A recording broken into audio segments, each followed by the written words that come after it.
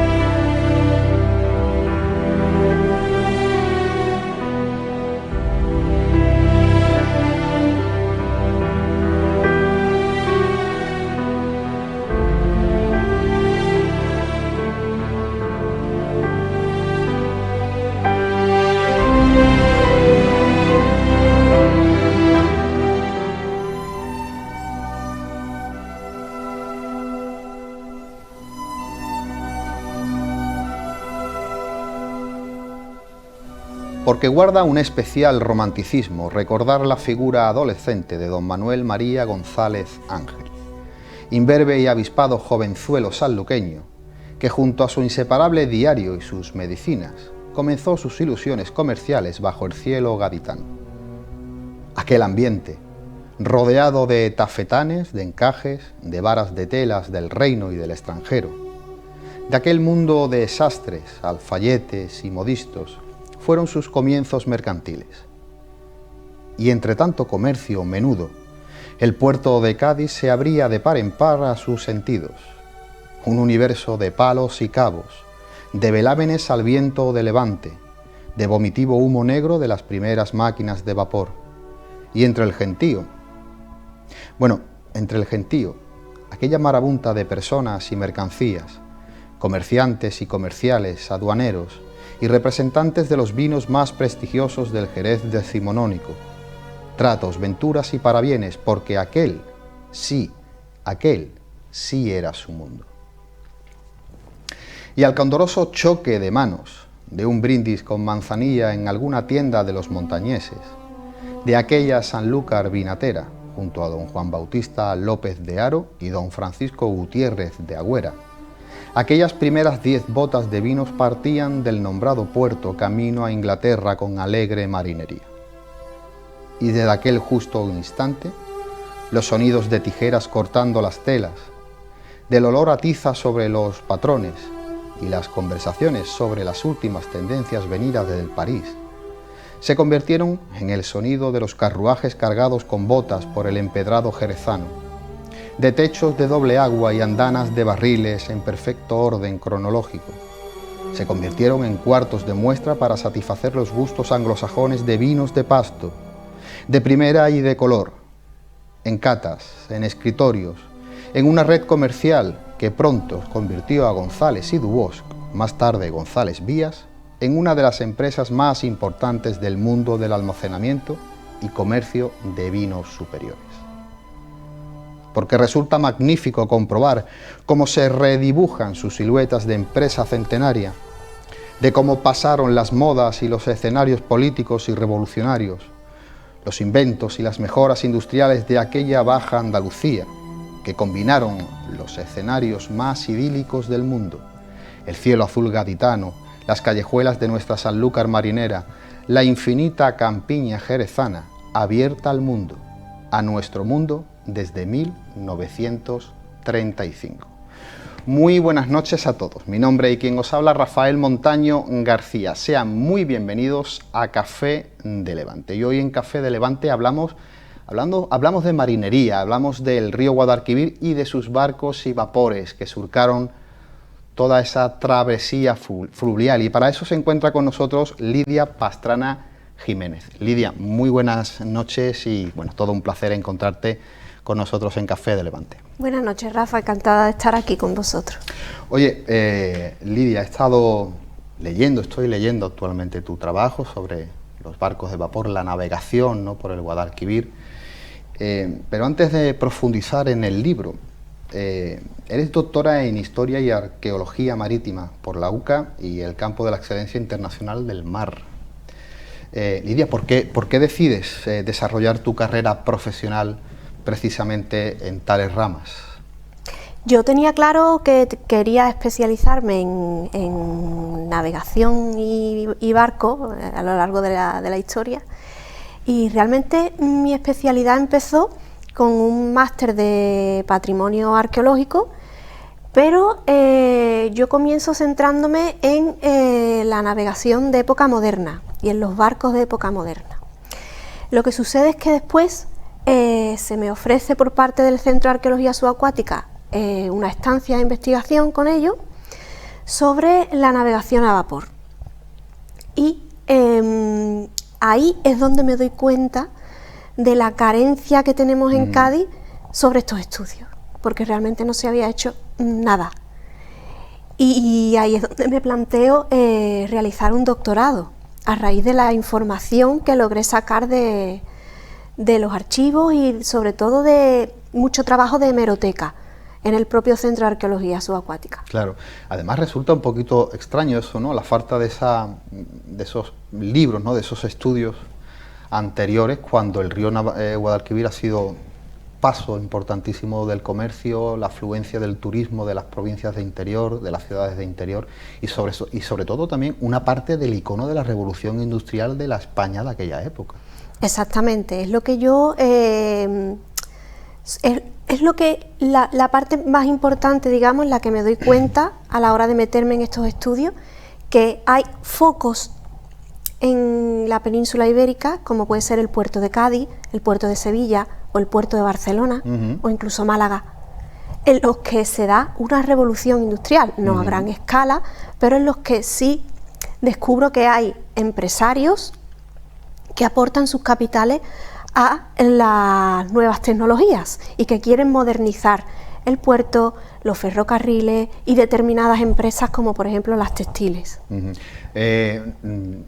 Hablando con otros amigos que se dedican al siglo XIX, un siglo que para mí particularmente me gusta mucho investigar, donde me siento muy cómodo, resulta tremendamente interesante ver ese remanente que queda de las sociedades económicas, amigos del país, ¿no?, que traen ese hálito de digamos que liberal, ¿no?, de esa Europa más cosmopolita, ¿no?, del momento, y que parecen que intenta cambiar esa España feudal o casi feudal todavía de siglos anteriores, y aunque termina con la guerra de la independencia y terminan diluyéndose, pero qué importantes fueron esas sociedades para la creación industrial y para traer esos caudales desde fuera para la creación industrial, ¿verdad?, o la industrialización de algunas ciudades, ¿no? Sí, fueron importantísimas, y además date cuenta que parte del capital de muchos de estos empresarios provenían de la trata negrera. Sí, es un tema... Y de los negocios que todavía seguían siendo esclavistas, como claro. eran las plantaciones de azúcar de Cuba, ¿no?, que muchos de estos empresarios tenían plantaciones allí.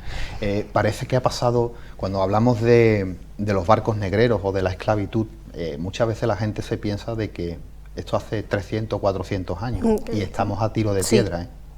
Estamos a tiro de piedra. Date cuenta, la esclavitud la abole España a finales del siglo XIX, o sea, ayer. Claro.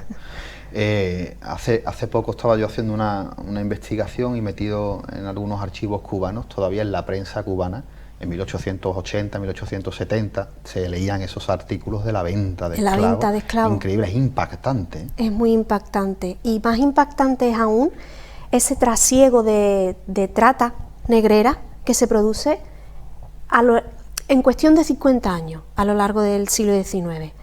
Es decir, a partir de que Inglaterra diga señores, hay que abolir la trata, y ya la trata comienza a ser ilegal desde 1817, a partir de entonces hay un trasiego de trata que es increíble. Eso está documentado por Martín Rodrigo Alarilla, de la Pompeu Fabra, en un proyecto que realizamos en el que yo inserto también mis barcos a vapor, porque inicialmente fueron barcos dedicados a la trata, y es un proyecto en el que se ha documentado bastante trasiego de lo mismo.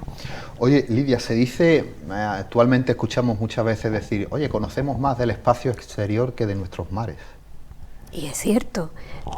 La prueba está en que cuando yo intento dar mis primeros pasos en estas investigaciones, me doy cuenta de que la gran mayoría de documentación que yo tengo que trabajar es extranjera, no es nuestra. Porque como ya he comentado antes, aquí no había casi nada realizado sobre la navegación a vapor. Era todo extranjero. Yo mi tesis dedico una parte a la transformación de esos barcos, ¿no? Cómo van evolucionando a lo largo del tiempo, cómo van cambiando sus formas, su morfología y sus materiales, y se van adaptando a los nuevos tiempos. Esto ha sido muy bien estudiado por arqueólogos australianos, incluso por arqueólogos estadounidenses, porque ellos, con su revolución industrial y sus vapores en ríos como el Mississippi, han sido los que han estudiado ese cambio morfológico en las embarcaciones. Ya luego eso lo tuve yo que adaptar a nuestros tiempos y a nuestro... Claro, yo recuerdo, además, siempre, me acuerdo muchísimo de ese artículo. Era un artículo que se publicó, no recuerdo si en un diario nacional, si en El País o en El Mundo, de un descubrimiento que hicieron en el Mississippi de un barco típico, estos barcos con chimeneas y con las ruedas, ¿no? Que podemos ver en la novela de Tom Sawyer, ¿no? Y que se había hundido por un cargamento de productos de conserva, botecitos, frascos con guindas en conserva, con albaricoques, con tal, y se había hundido y se había metido en el lodo, y lo habían rescatado hace, no sé si 10 años, y era impresionante ver cómo los arqueólogos marinos estaban sacando los frasquitos intactos, claro, con las conservas vegetales, o sea, trajes de la época, baúles con ropa, fotografías. Era una cápsula en el tiempo de 1840, 1850, era increíble. Sí, un artículo que lo tenía guardado y se me extravió. El lodo lo conserva todo muy bien. Increíble. Y aquí en la Bahía de Cádiz tenemos la suerte de tener fango también, claro, en nuestro fondo, y eso conserva muy bien los materiales. Oye, ¿no piensas, Lidia, que existe una atracción desde siempre del ser humano con la arqueología subacuática?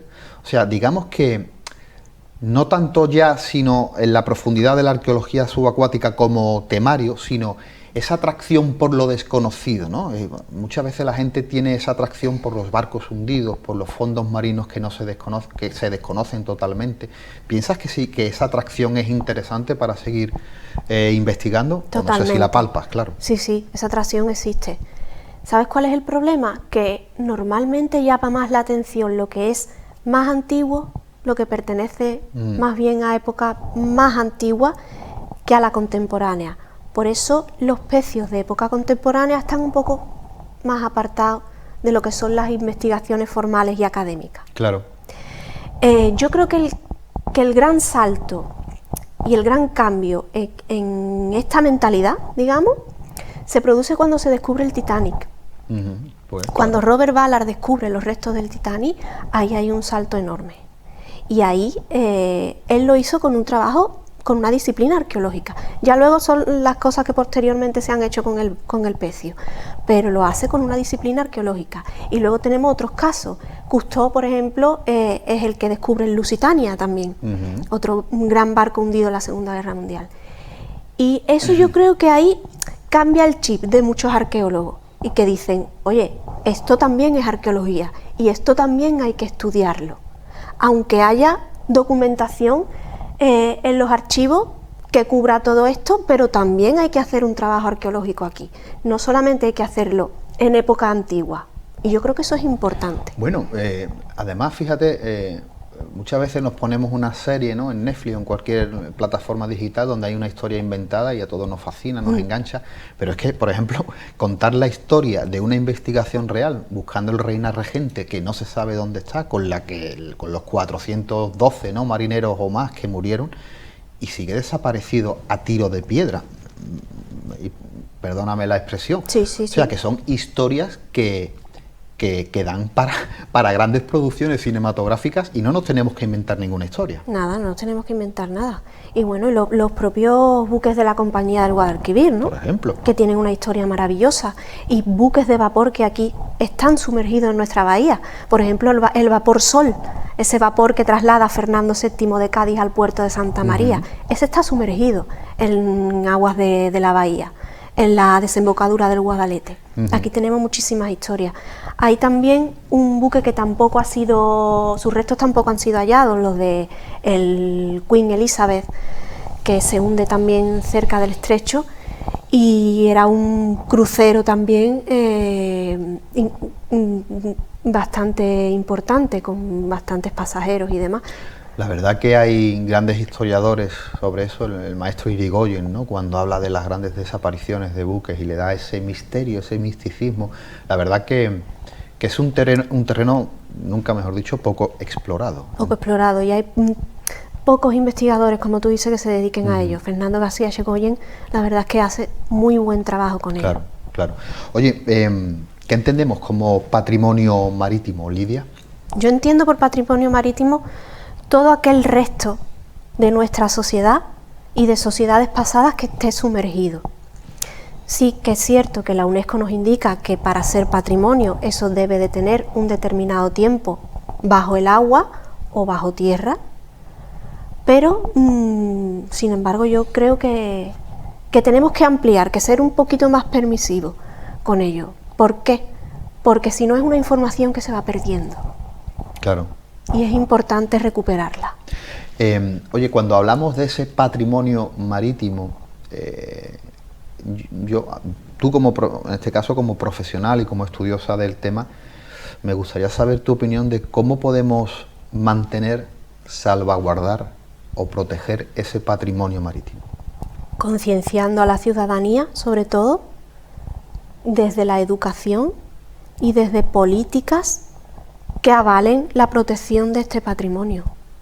No podemos dedicarnos solamente a realizar un turismo exclusivo para ciertos yacimientos, para ciertos centros, hay que concienciar bastante a la ciudadanía. La verdad que resulta interesante porque cuando hablamos de la arqueología, en este caso no marítima, no marina, sino en tierra, digamos que el público tiene cierto más acceso, el público, la ciudadanía civil, que sean prestos en la materia o no. El expolio, por ejemplo, no es mucho más fácil acceder a la tierra que no al mar. En el mar existe nadie prácticamente que no tenga un barco, equipos en condiciones para poder hacerlo y la capacidad para poder hacerlo lo puede hacer. Eso significa que está más desprotegido a esos piratas, a esos expoliadores que siguen sacando piezas desde el fondo del mar de galeones españoles o de otros países y sigue comercializándose en el mercado negro del coleccionismo. Totalmente. El patrimonio que está sumergido corre mayor peligro. Parece un campo sin verja, sin ¿verdad? vallar, corre mayor peligro de expolio, y de hecho yo creo que se expolia más el terreno sumergido que el terrestre. Pero además por menos personas. O sea, digamos que puede haber menos personas que lo expolien que a nivel terrestre, pero claro, tienen muchísima más impunidad. Más, claro, tienen más impunidad.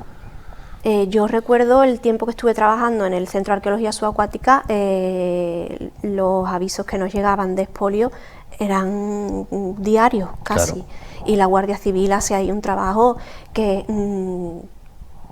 se quedan cortos los pobres, a pesar de que ponen bastante empeño. Claro, pero es que el mar es que es tan grande y... Es que es imposible tener vigilados esos pecios. Exactamente, es imposible. ¿Cuál es la solución?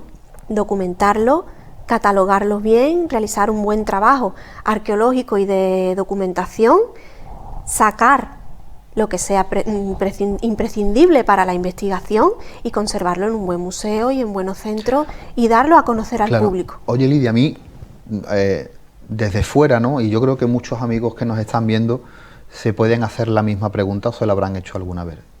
¿Qué pasa cuando en uno de esos barcos hay víctimas? Digamos que es un naufragio donde realmente es un cementerio marítimo. Sí. No sé hasta qué punto los especialistas tienen un código ético, porque claro, cuando tú estás bajando a un sitio donde puede haber moneda o tesoro, vamos a llamarlo tesoro, que es la palabra que lo puede englobar todo, ¿no? O material de museo, museístico, pero también hay víctimas, no sé, que no sé si hay un choque tectónico entre qué podemos hacer aquí abajo, porque es como si entraras en un cementerio, ¿no? Realmente. Totalmente. De hecho, en los manuales de arqueología subacuática que han sido editados por la UNESCO señalan eso, ¿no? Que se debe de hacer el trabajo desde el respeto, porque estos pecios son un verdadero cementerio. Claro, nosotros cuando bajamos no vemos los restos humanos, lo que vemos son restos materiales. Quiera que no, te olvidas un poco de esa parte más humana, ¿no? que te pueda tocar más, y te centras más en los restos materiales. Pero sí que es verdad que aún así lo tienes muy presente, porque por ejemplo, en pecios que se han hallado de la batalla de Trafalgar, se han encontrado los botones de los uniformes de los oficiales, y eso siempre hay que tener un especial respeto con estas cosas. Exactamente, ¿verdad? No sé, Lidia, si a mí es un tema que me ha interesado mucho, y hablando de Irigoyen antes, él sacó una vez un libro del siglo XIX que se había publicado, donde estaban todos los naufragios españoles. ¿Existe ese tipo de material? Hombre, existe porque él lo sacó, pero yo no he llegado nunca a encontrar ese tipo de libro. ¿Existe material publicado donde podamos ver los hundimientos que hay, por ejemplo, en la provincia de Cádiz? No, no existe. Lo que sí existe es una plataforma documental que manejan los centros de arqueología subacuática de España.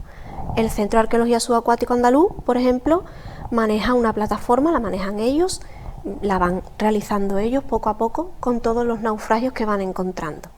Pero sí es cierto que hasta la fecha no hay un manual propio de todos los naufragios que haya en nuestras costas. Pero en cambio, en los archivos, no sé en cuál de ellos, pero me imagino que en algún archivo de la mar, marítimo, debe de estar reflejado el hundimiento de los barcos, ¿no? Sí, las pérdidas se reflejan, pero sin embargo, donde más información se puede encontrar al respecto es en hemeroteca. Sí, claro, en la hemeroteca sí lo refleja. Sí, y en los archivos históricos. En la Marina, pues claro, tú te puedes encontrar naufragios de la Marina, de la Armada, que supongo que está bien documentado, pero aún así... Oye, Lidia, antes hemos hablado en esta primera parte un poquito de tu trabajo, de tu percepción sobre la arqueología marítima. La segunda parte del programa sí vamos a hablar íntegramente de tu libro, pero antes de irnos a esa segunda parte, tenemos encima de la mesa, además, no me atrevo a decir calentito, pero no hace mucho tiempo que está a la luz, que este es el trabajo de tu tesis doctoral, sí, ¿verdad? Los inicios de la navegación a vapor en la bahía de Cádiz, una introducción histórico-arqueológica y patrimonial.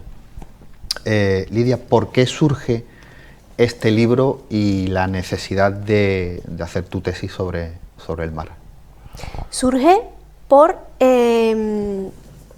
la propia necesidad de investigación del tema, porque a partir de fechas muy tempranas, en el siglo XIX, ya existen aquí buques de vapor, navegando tanto por cauces fluviales como por vía marítima. Y surge también por esta necesidad que hemos comentado antes de saber cómo va cambiando el buque, cómo se va adaptando a las diferentes necesidades del momento y qué es lo que queda de ello en nuestras costas. Es un trabajo que, por eso yo lo titulo histórico, arqueológico y patrimonial, porque dedico mi tiempo al estudio de cada parte. Histórico, porque me centro en aquellos personajes que hicieron posible la navegación a vapor aquí en Cádiz. Arqueológico, porque creo que es necesario una especie de guía, una pequeña guía, que es lo que yo hago en mi tesis doctoral, sobre ese cambio morfológico en las estructuras de los buques, y a raíz de esos pequeños cambios tú puedes definir a qué espacio temporal pertenece un pecio, y patrimonial porque hay que cuidar lo que tenemos en nuestras costas. Pues Lidia, si quiere pasamos unos momentos a publicidad y abordamos la navegación en el Guadalquivir. Perfecto. Amigos de Café de Levante, nosotros volvemos tras unos anuncios publicitarios.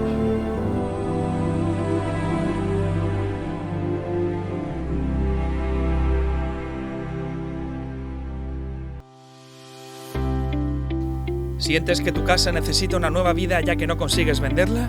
¿Quieres sacar el máximo provecho de cada rincón? Entonces no te pierdas lo que viene a continuación. El Homestay Inn se basa en principios de psicología del espacio, que aprovechan la programación neurolingüística para crear ambientes que cautivan los sentidos.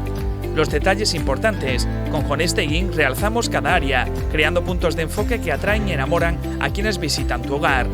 ¿Quieres vender tu propiedad rápidamente y al mejor precio? El Homestay Inn incrementa las probabilidades de venta en un abrir y cerrar de ojos. Homestay Inn, cambiando hogares, cambiando vidas. El poder de la programación neurolingüística llegó a tu hogar.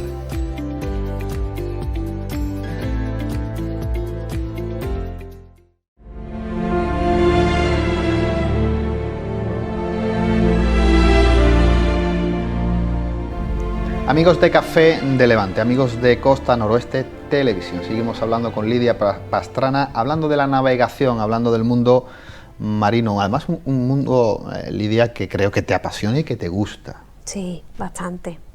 Sí, desde épocas muy tempranas siempre me ha gustado este mundo. Yo procedo de una familia que, bueno, no son marinos, pero sí que tienen muchísima relación con el mar. Mi padre ha sido consignatario de buques. Hombre. Y ha sido consignatario de buque de la empresa Pérez y Cía, que es la que hereda toda la empresa de la transatlántica de los Marqueses de Comillas. Ajá. Y la verdad es que ha sido él quien perdón, me ha inculcado esta pasión por la historia y por el mundo de la historia marítima.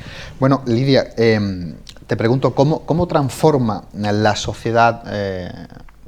iba a decir la sociedad gaditana, pero realmente ¿cómo transforma la sociedad general española el comercio industrial y la navegación a vapor en España?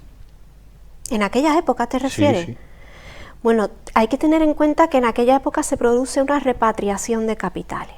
Es decir, empresarios que estaban trabajando en las colonias españolas vuelven a España por aquello de que las colonias se estaban independizando. Claro. Al volver, muchos escogen el puerto de Cádiz. ¿Qué es lo que hacen? Que con esa repatriación de capitales se plantean reformar muchos parámetros de sus propios negocios, pero también de lo que engloba sus negocios. ¿A qué me refiero? Al puerto de Cádiz. Ellos necesitaban mejoras en el puerto de Cádiz. Y necesitaban mejoras en sus barcos, y necesitaban mejoras en comunicaciones, y necesitaban mejoras en los tiempos, en la rapidez. Y eso se traduce en la revolución industrial que viene gracias a la máquina de vapor y al carbón. Oye, ¿qué significó para la provincia o para Cádiz la desmembración de las colonias españolas? Hombre, significa la pérdida de gran parte de la adquisición económica que se tenía con el comercio en todas las colonias. Pero aún así yo descubro con la investigación de mi tesis que sigue siendo Cádiz puerto de primer orden mundial, a pesar de que se habían abierto ya el resto de los puertos de la península a todo el comercio con las Américas. Y aún así siguió existiendo un flujo comercial bastante importante y bastante lucrativo. Además, esos caudales indianos, ¿no? Además, también, no solamente transformaron ese comercio, esa sociedad del momento a lo largo de los años, sino que también, por ejemplo, transformó la arquitectura de nuestras ciudades, ¿no? Esos grandes caudales se puede ver en muchas ciudades, por ejemplo, como el puerto de Santa María, Sanlúcar de Barrameda, Jerez o Cádiz, en la transformación de esas casas de cargadores a indias, ¿no? Con esos torreones, ¿no? y esas bodegas y graneros, y digamos que transforma también un poco la arquitectura civil de nuestra provincia, ¿no? Digamos que Sí. se traen ideas de allí, y no solamente el caudal, y lo podemos ver todavía porque seguimos teniendo un vasto e importante patrimonio. Sí, importantísimo, que Importantísimo. tiene que ver con estas gentes de mar. En Cádiz capital, por ejemplo, sabemos que la catedral, por ejemplo, estuvo financiada en parte por estos empresarios. Claro. Y es la época de esta arquitectura isabelina, ¿no? Si bien es cierto que son pocas las casas palacio que se realizan ya en esta época, pues son casas muy anteriores, son casas del siglo XVII, XVIII, pero son casas que se reforman, porque estos empresarios son quienes las compran, quienes las adquieren, para establecer en los bajos de las casas sus almacenes, sus oficinas, y bueno, porque podían y querían vivir en estas casas. Oye, nos explicas en el libro que la navegación en Cádiz fue posible a que dicho enclave mantenía buena parte del entramado comercial de exportación y de importación. Sí. ¿Qué papel jugó esa nueva burguesía liberal, alejada de los antiguos estados gremiales, ¿no? La supresión de los estados gremiales en el año 1834, con esas antiguas praxis comerciales que prácticamente rozaban el feudalismo, ¿no? ¿Qué significó, qué papel jugó todo ese entramado comercial? Pues la burguesía adquiere una libertad de comercio que antes, por supuesto, no tenía. No tenía, y eso sí transformó realmente la sociedad. Eso sí lo transformó, sí. Eso verdaderamente fue el impulso de la revolución industrial, ¿no crees? Sí, fue el impulso de la revolución industrial, el cambio de mentalidad de los nuevos burgueses. Ese fue el impulso, sí. Y la necesidad también. No tanto el cambio de mentalidad, sino como la necesidad. Estos señores estaban en contacto con la Europa del Norte, que Europa tenía muy buenas comunicaciones interiores y exteriores, y ellos querían eso. A inicios del siglo XIX, el único lugar que tenía buenas comunicaciones era Cuba. El único lugar español que tenía buenas comunicaciones era Cuba. ¿Por qué? Porque en Cuba había un flujo de capital enorme, con empresarios que tenían unos capitales inmensos y que abastecieron la isla de nuevos canales y de nuevos caminos. ¿Para qué? Para poder trasladar carbón, máquinas y esclavos, y sobre todo el material con el que ellos comerciaban: azúcar, algodón, café, chocolate, etcétera. Es cierto, hablabas en la primera parte, además un tema que me gustaría que nos dieras alguna pincelada más, ¿no? Evidentemente hablamos de esa burguesía liberal que transforma una sociedad con otras ideas ancladas en el pasado, nuevo comercio, empiezan a formarse grandes industrias, empezamos a ver chimeneas en ciudades del sur de Andalucía. El mundo de la bodega fue muy importante, el mundo de la exportación de material textil, de agricultura, de cereales. Pero hay una cara B, ¿no? Hay una cara oculta, ¿no? Que es de dónde vienen esos caudales y de qué manera se obtienen esos caudales, ¿no?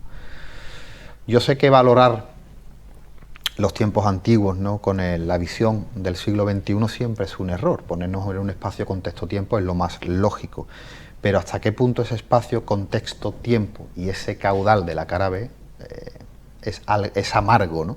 No sé si me estoy explicando, pero sí. Existe ese esclavismo y exacto, ese dinero de... Cuando en reuniones así entre familia y amigos yo comento esta situación, siempre me dicen, bueno, es que eran otros tiempos. Sí, pero eso no lo justifica todo. Exacto. Claro. Y es que en el momento como que estaba bien visto. No estaba bien visto. Primero porque la trata ya era ilegal. Ya era ilegal. Y segundo porque aquí en España hubo muchas voces a favor de la abolición de la trata antes de que ésta fuera ilegal. Por ejemplo, el propio Agustín Argüelles, ¿no? Uno de los padres de nuestra Constitución de 1812. Claro. Agustín Argüelles tiene un discurso precioso a favor de abolir la trata y la esclavitud. A mí me viene a la cabeza el discurso de Emilio Castelar en el Ateneo de Madrid, ¿no? Sobre la abolición de la esclavitud. Exacto. Maestro inigualable de la pluma y político liberal republicano, digno de entender. Es verdad que había voces muy discordantes con eso, pero ese caudal realmente llega de esa mano de obra barata, de esos campos de algodón que podemos ver en las películas y en las series. Sí, por supuesto.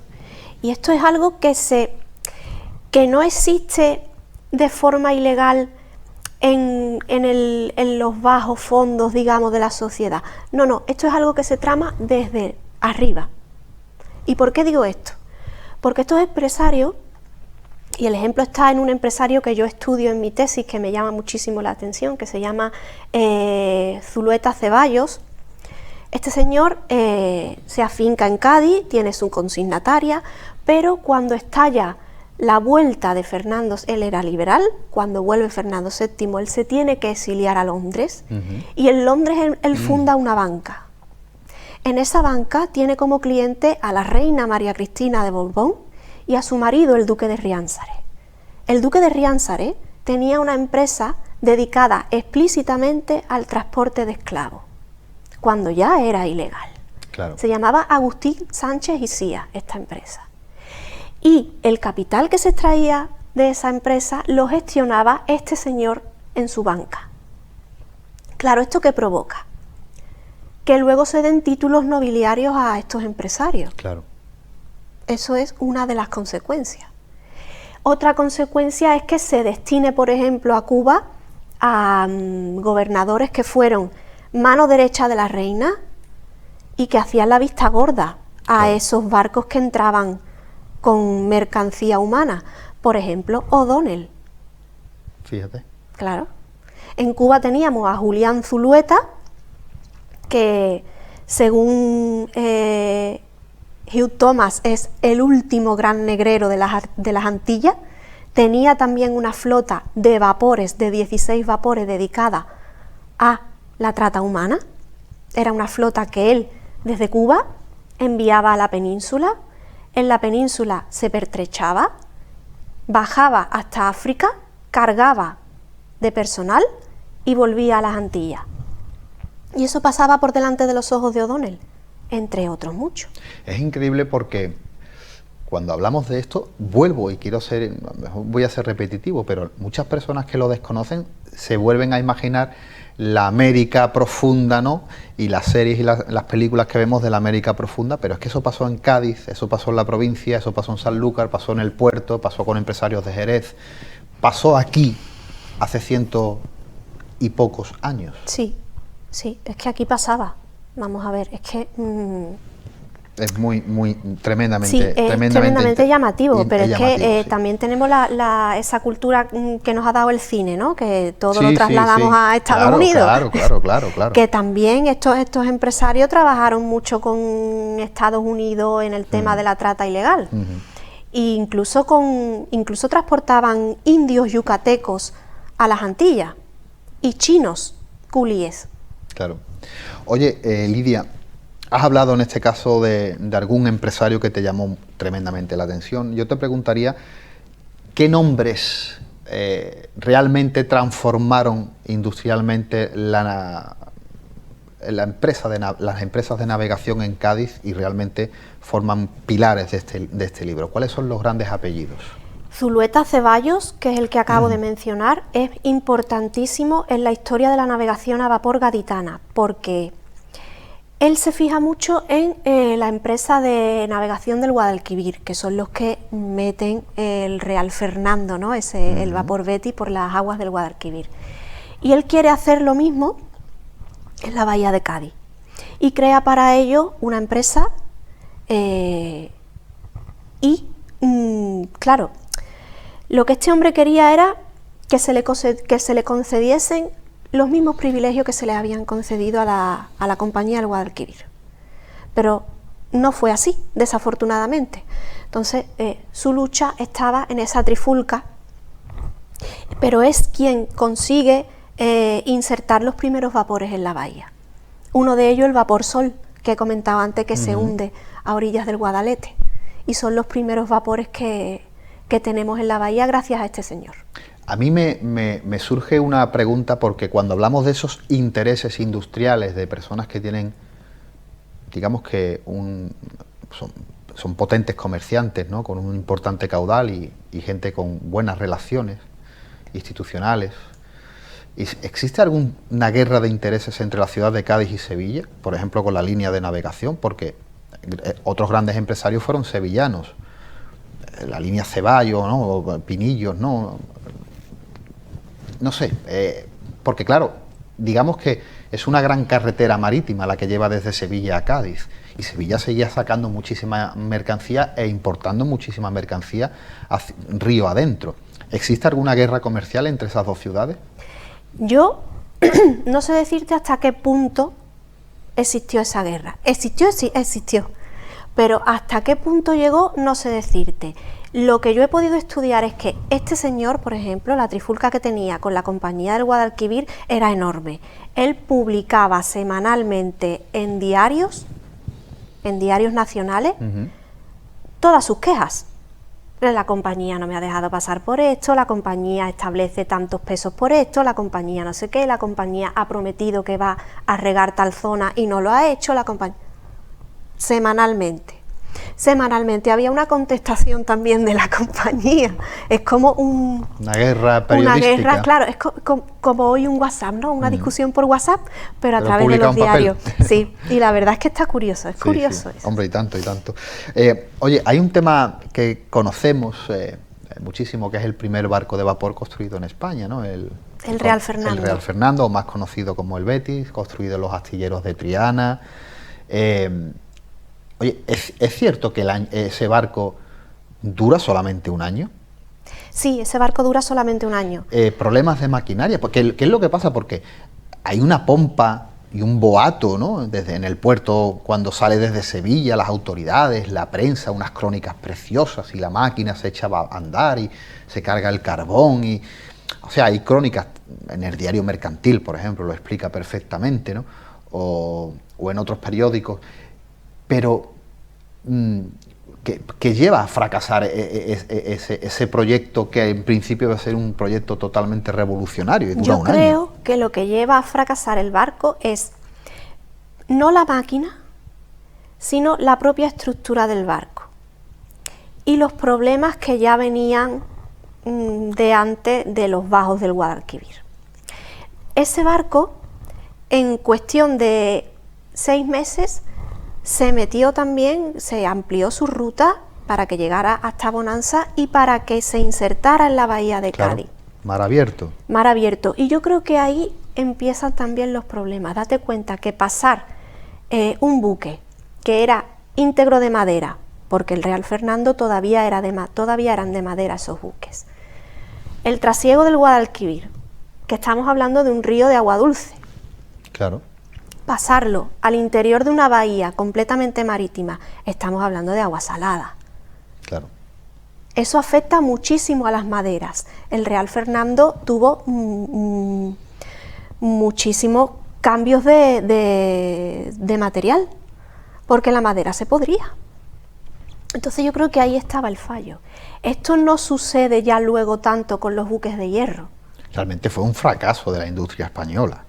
Yo no lo veo como un fracaso de la industria española, yo lo veo como, es que todo el que desea emprender y que algo salga adelante, siempre tienes que aprender de tus fallos y de tus errores. Sí, pero ya por ejemplo en Inglaterra... Y la navegación es todo eso. Sí, pero yo me digo, claro, es que yo quizás lo enfoco a que, evidentemente en España la revolución industrial es una revolución industrial muy tardía.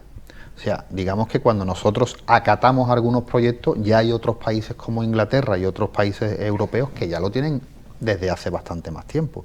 Pasó eso igual con la navegación, porque nosotros cuando ponemos en marcha el vapor Betis, entendemos que ya hay otras naciones que lo habían hecho anteriormente, o somos pioneros. No, somos coetáneos. Es que lo estamos haciendo al mismo tiempo. Al mismo tiempo, ¿no? Exacto. Que es lo importante que yo destaco de nuestra revolución industrial en la bahía de Cádiz, que es que estamos al mismo tiempo. esa idea, esa falacia de que la revolución industrial llega muy tarde y de que es un fracaso y de que no, vamos a ver, hay que focalizarnos en ciertos lugares que fueron muy importantes, como es la Bahía de Cádiz. ¿Qué pasa aquí? Que es que estos empresarios, como he dicho antes, están en contacto con el mundo, eran consignatarios, sabían cómo se movía el resto, y sabían de novedades, y sabían de... invierten en ello. Nosotros tenemos aquí el primer vapor en 1817, que son fechas muy tempranas, misma fecha en la que Inglaterra también está desarrollando su navegación a vapor, y en la que Estados Unidos también la está desarrollando por sus ríos. ¿Qué pasa? Que desde aquí se ve las ganancias que tienen esos empresarios, las ganancias que da la navegación a vapor, porque es más rápido, porque la estructura de esos barcos fluviales hace que tenga también más capacidad de carga. Aquí, por ejemplo, no se pudo adaptar esa estructura, esa estructura de vapor típica del Mississippi, de un vapor de tantas plantas. Eso te iba a preguntar ahora, ¿cambia mucho la morfología de aquí a allí? Muchísima, cambia muchísimo. Ese tipo de vapor no se ve aquí en la bahía, a excepción de uno o dos. Hay uno muy característico que es el que yo pongo en la portada de mi libro, que ese, la verdad es que me parece un vapor auténtico del Mississippi y lo tuvimos aquí en la bahía de Cádiz. Pero sin embargo este tipo de vapor es que no aguantaba en nuestras aguas, porque es que esto es mar. Y estos vapores con esas quillas tan planas y tan amplias daban unos bandazos que era imposible que eso se mantuviera en nuestra bahía. Oye, yo que he tocado levemente, por supuesto, también el tema de la navegación, y ahora estoy disfrutando mucho con tu libro, se vienen a la cabeza multitud de nombres de barcos que han quedado en el olvido, ¿no? Y que gracias a estos trabajos pues son rescatados nuevamente. Tenemos el Adriano, la saga de los Adrianos, el Rayo, el Teodosio, el Margarita, el Victoria, el Bajo de Guía, el Sanlúcar, el Sol, el Coriano. El Coriano, por supuesto. Es una manera realmente de honrar toda esa marinería y todos esos barcos. Yo lo veo como, oye, este es mi paso por este mundo y os dejo mi honro, ¿no?, a esos navegantes y a esas historias de marinos que surcaron toda nuestra bahía, ¿verdad? Sí. Es una manera muy romántica, digamos, de dejarlo plasmado. Sí, la verdad es que sí. A mí me gustó muchísimo esa parte de mi trabajo, el estudio de los barcos que aquí surcaron. Y luego también, ¿sabes qué pasa? Que te das cuenta de los entresijos que había en el mundillo para hacer posible que esos barcos estuvieran ahí. Y es que estos empresarios, te lo digo de verdad, se las vieron y se las desearon, ¿eh? En España teníamos entonces unas leyes proteccionistas que impedían que trajésemos barcos del extranjero, porque te exigían que los construyéramos aquí, pero no los podíamos construir, no teníamos material suficiente, etcétera, etcétera. ¿Qué es lo que ocurre? Que existe una legislación en la que te indica y te prohíbe que tú importes embarcaciones de madera. Claro, a esto se agarraron los empresarios. Ya empezaron a importar embarcaciones de hierro. Claro. Es que... Eso es un vacío legal. Exacto. Esos vacíos legales, y eso es muy bonito también de ver. Oye, Lidia, de todos estos vapores, ya no me voy a barcos fluviales enormes, grandes, sino de estos pequeños vapores tan románticos, ¿no?, con su ruedecita y con su chimenea y con sus palos a vela, que eran mixtos en muchas ocasiones. Sí.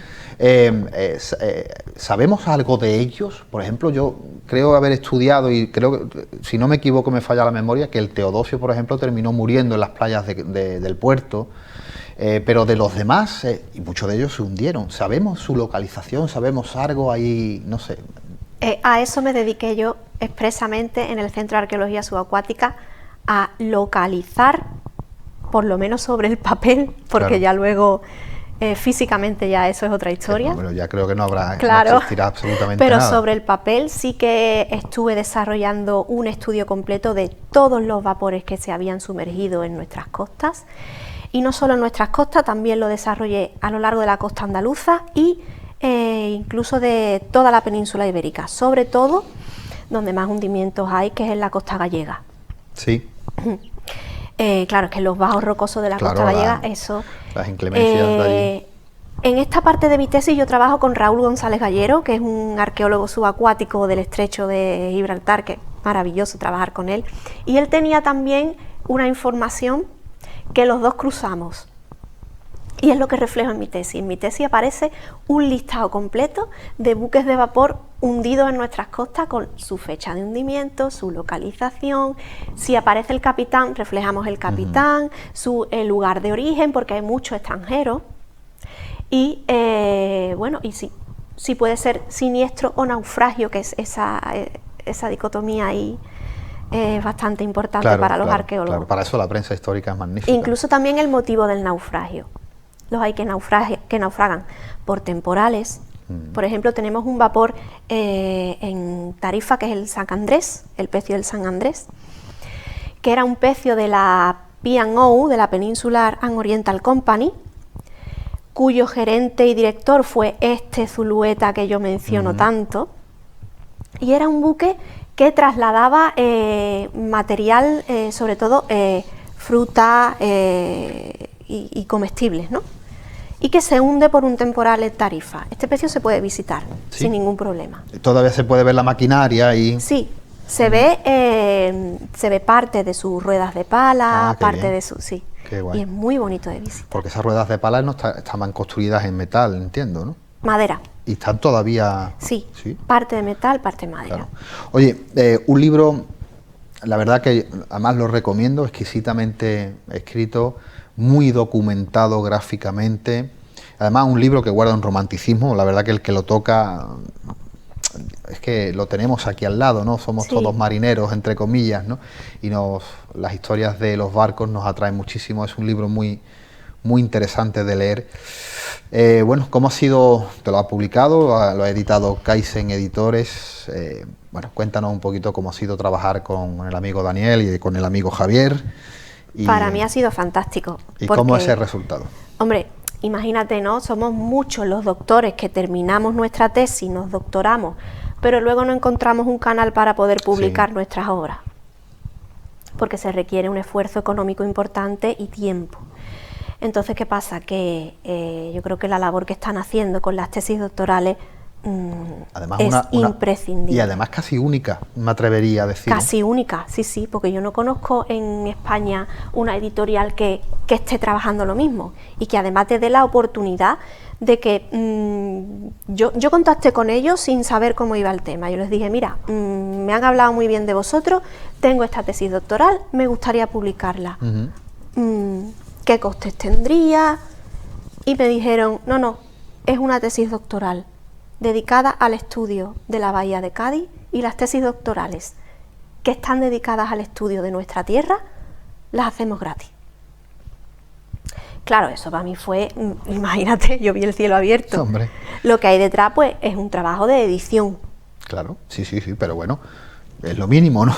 Hombre, claro, un trabajo de edición que han hecho ellos, por supuesto, que me mandaban a mí las galeradas, bueno, yo corregía, mira, esto no me gusta, hay que cambiarlo, no sé qué, pero la verdad es que muy, muy, muy contenta con ello. Además, ¿cómo fue esa presentación? Estupenda. Yo presenté mi libro en la Gran Regata de Cádiz. La verdad es que tuvo bastante acogida, me encontré allí público de todas las edades y fue muy amena, a cargo de Salvador Santo, que es el que tiene el programa de Zona Historia, que es maravilloso también, es un compañero excelente, y la verdad es que es muy a gusto. Lidia, ¿en qué estás trabajando actualmente? ¿Ya estás imbuida en un nuevo proyecto? Bueno, yo soy profesora de Geografía e Historia en instituto y estoy con mi oposición hasta que no me saque mi plaza. Yo eso no puedo soltarlo, pero sí que es verdad que tampoco dejo de lado la investigación. He trabajado estos años en un proyecto de investigación sobre la trata negrera con Martín Rodrigo Alarilla de la Pompeu Fabra y con otros investigadores como es Carmen Cózar de Cádiz y María Vázquez Fariña, que es compañera, la conocerás porque se ha dedicado al estudio de las bodegas. Y hemos trabajado el patrimonio inmueble y empresarial de estos tratantes en Cádiz, en un libro que se ha publicado hace muy poquito que se llama Del olvido a la memoria. Y ahí dedicamos nosotras nuestro capítulo a... Y aparte de la navegación, del mar, ¿hay otros temas que te interesan, Lidia? aparte, en otras ramas de investigación? No sabría decirte, porque la verdad es que todo lo que me interesa tiene que ver con el mar.